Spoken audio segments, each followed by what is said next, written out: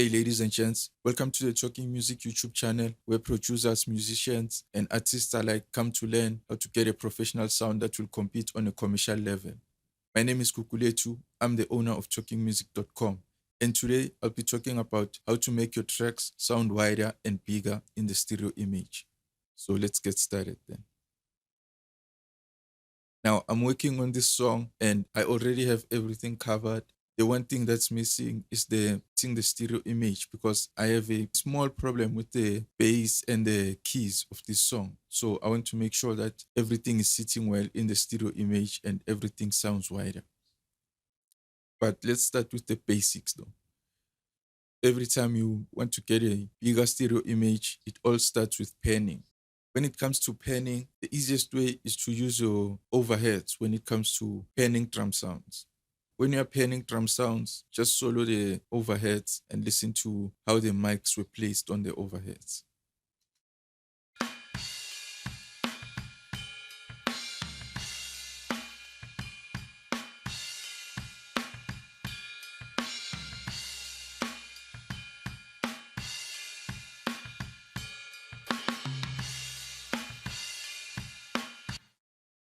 Also listen to the drum room mic as well to make sure that you're not messing anything up.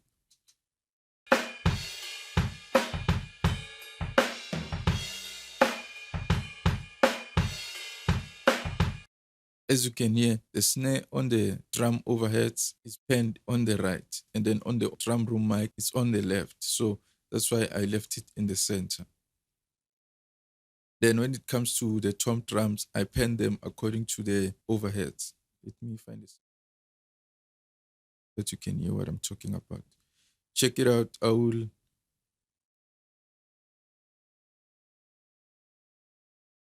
listen to the drums on the tom drums on the overheads.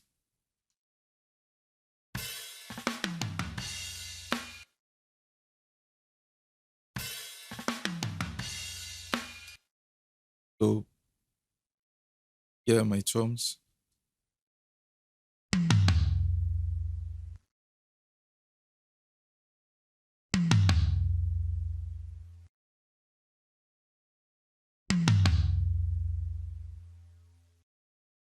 So that's how you find the panning for your tom drums. You just listen to the overheads and then try to replicate the same thing. This also applies to hi-hats as well. As you can see in this case, let me show you in the mixer. In this case, I didn't pan the hi-hat anyway because it's not panned on the overheads and on the room mics as well. So I left it in the center. And then when it comes to other instruments, for the background vocals, if you have harmonies that are playing the same thing, then you can pan them hard left and hard right. Don't be scared of panning things 100%, just as long as they are playing the same thing, just like these harmonies. And then just make sure that you balance them.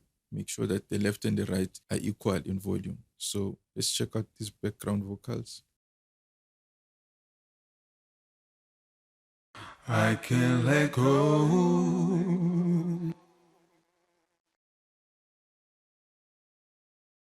I can't let go. As you can see, they're not equal in volume. So the goal is to make sure that the left and the right are equal in volume so that you don't have an imbalance problem in the stereo image. And then for the guitars, as you can see, I penned some of them hard left, some of them 50%. This is just a matter of taste and making sure that there's no imbalance. So let me follow the guitars.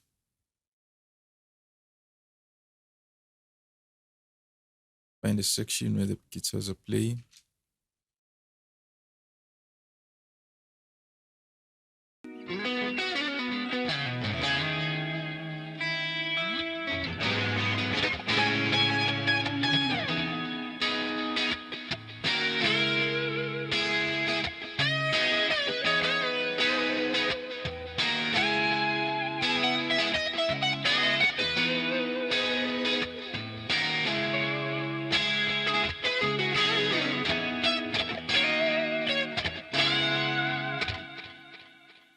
As you can see, those two guitars are penned 50-50, just to make sure that the song sounds wider and also making sure that they are both in balance in terms of volume. As you can see, I didn't even realize this, but they're all peaking at 21.4, 21.3. So you have to always make sure that you find a good balance between the left and the right so that you don't have imbalance problems. That's it for penning.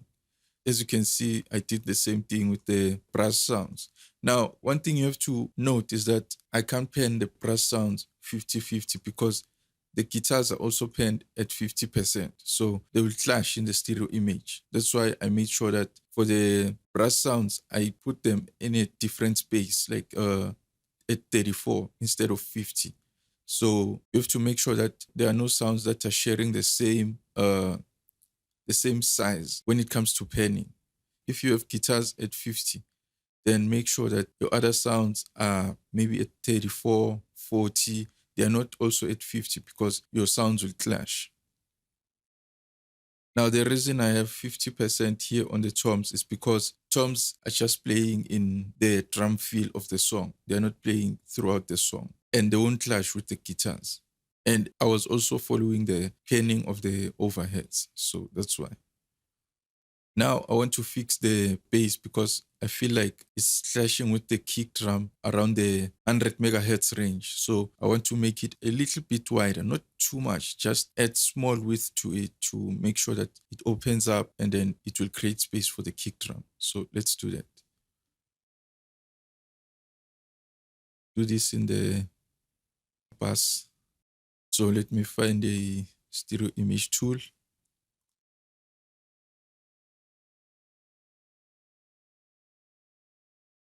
Solo the bass.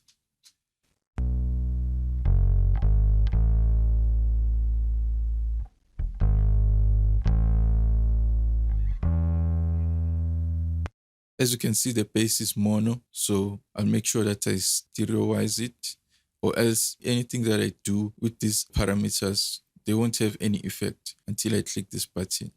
This button works only if your sounds are mono, then you have to use this button. But if your sounds are stereo, then there's no need for you to even press this button.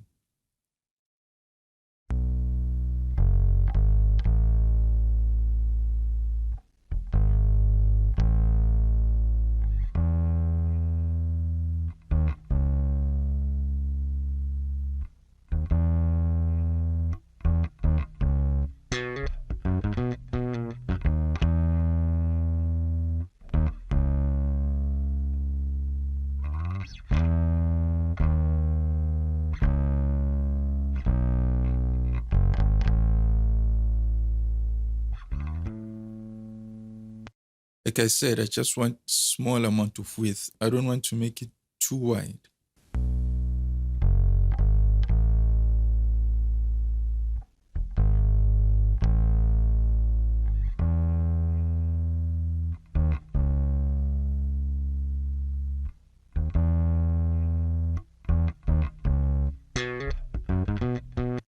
There's nothing in the top end, so this doesn't matter at all. So as you can see here, we just added width on the bass sound. So let's check with and without.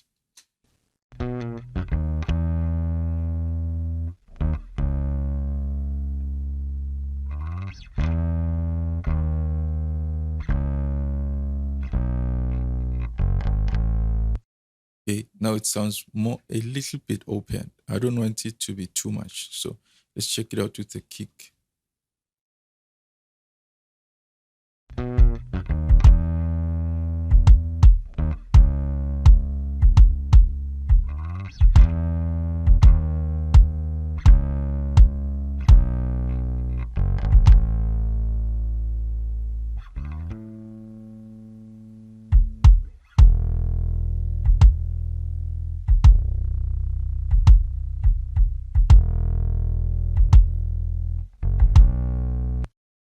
Doing exactly what I wanted to achieve. So that's how you add width to your instruments just to make them sound wider and bigger in the mix.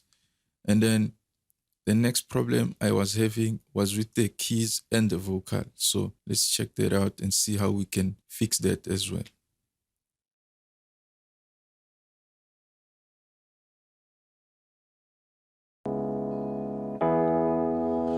would never let you go. I would never let you go. But this time I gotta go. The problem I'm having is that the rhodes and the vocals are both in the center.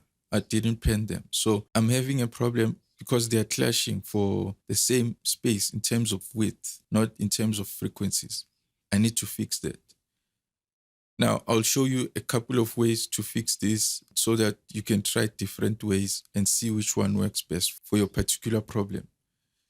So let's start with a straightforward way, just to use a stereo image tool. You can use any stereo image tool. I just find the ozone imager useful and easy to use, and it doesn't add any artifacts. It's clean and it doesn't ruin the stereo image. And another thing I like about it is that it's multi-band, so makes things easy. I would never let you go. I would never let you go. But this time I gotta go.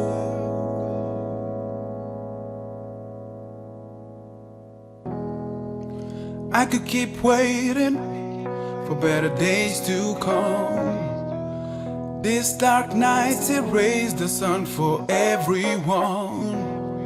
I'll be back in a blink of an eye.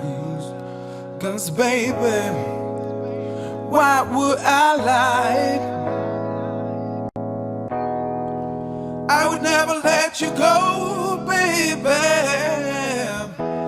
I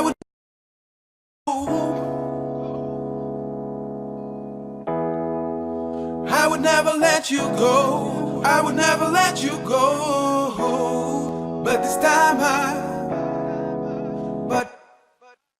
And that sounds good. As you can see, I've already overloaded the CPU. So let me try to...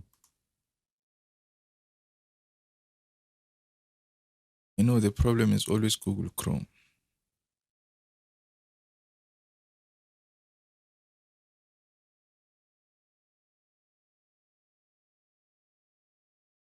Okay, let's check it out again.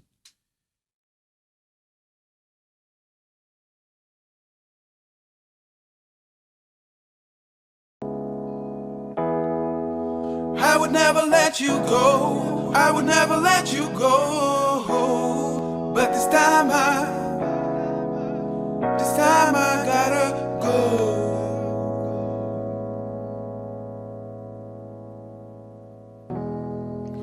I could keep waiting for better days to come. This dark night erased the sun for everyone. That definitely fixes the problem. And now we are no longer have an issue with the keys and the vocals. Now, another way you might want to fix this is to use an EQ, mid-side EQ. So let's check it out. Let's just choose this one. So what I'll do is to switch it to mid-side. And then for the mid section, I'll be back in a blink of an eye. 'Cause baby, and then increase the size. Why would I lie? I would never let you go, baby. I would never let you go. I would never let you go. I would never let you go. But this time I gotta go.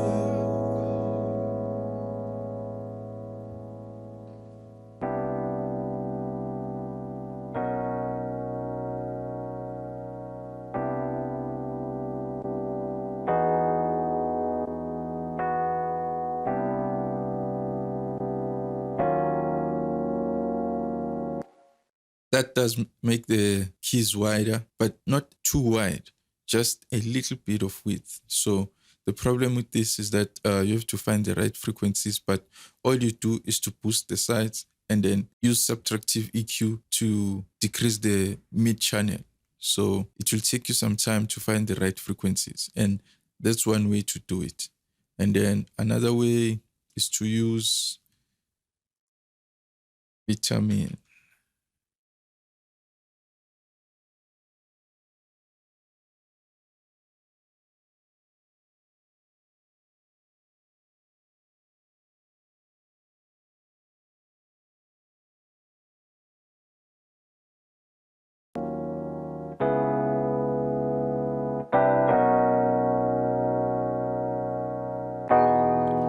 I would never let you go, baby. I would never let you go. I would never let you go. I would never let you go. But this time I gotta go. I would never let you go, baby. I would never let you go. I would never let you go. I would never let you go. But this time I gotta go.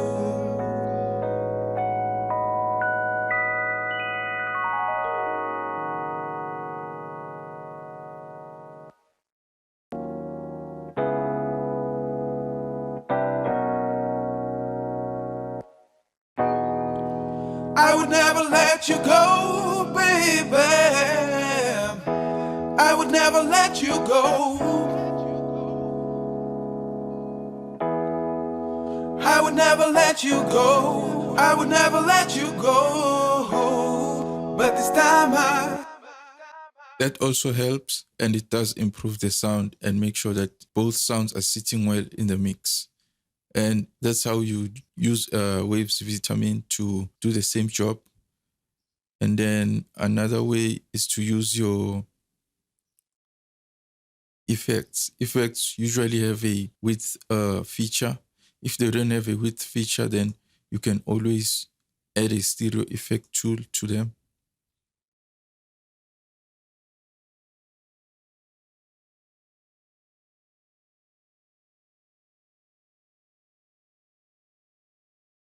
Even though this is not really a great tool for this job, but we just use it.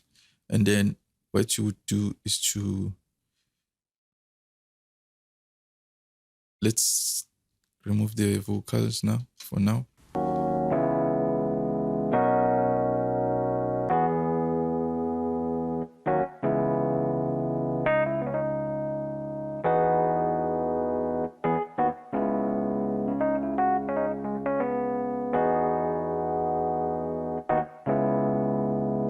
As you can hear, it's giving you a sense of stereo width, but we are not making the keys or the tri signal wide. But your ears will think that the tri signal has become wider, even though we're only making the effect wider. So only the reverb is getting wider.